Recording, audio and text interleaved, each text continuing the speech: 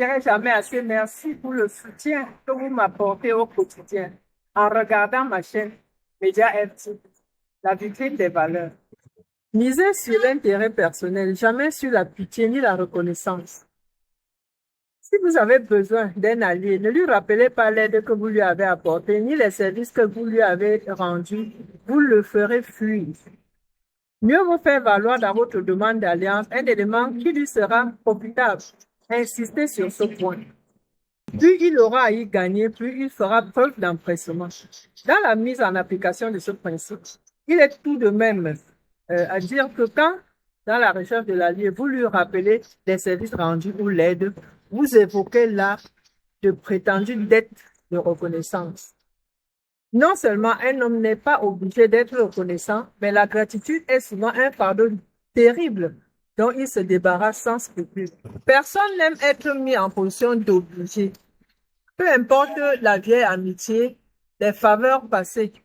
Quand il faut choisir entre le passé et l'avenir, une personne pragmatique opte toujours pour l'avenir et oublie le passé. Dans la quête du pouvoir, on ne cesse de demander l'aide de plus puissant que soi, même s'il est constant que les plus hauts personnages n'écoutent que leurs propres besoins et qui, si l'on ne met pas en jeu leur intérêt personnel, ils ne se soucieront guère des petits ennuis des faibles qui sont à leurs yeux sans remède et leur font perdre leur temps. Selon Robert Greene, à chaque étape sur le chemin du pouvoir, il faut s'entraider, à se mettre à la place de l'autre, à déchiffrer ses besoins et ses intérêts, à repousser l'écran de ses propres sentiments qui masquent la vérité. Maîtrisez cet art et il n'y aura plus de limite à ce que vous pourriez accomplir. L'image, c'est une corde pour lier. Le lien de la bonté et de la gratitude sont les fils fragiles qui cassent à la moindre tension. Ne vous y fiez pas.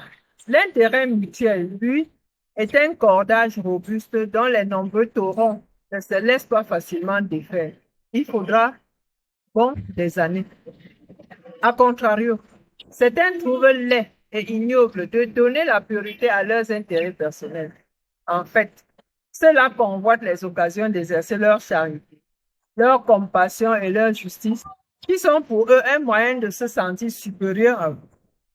Quand vous les commandez leur aide, mettez l'accent sur leur pouvoir et leur rang.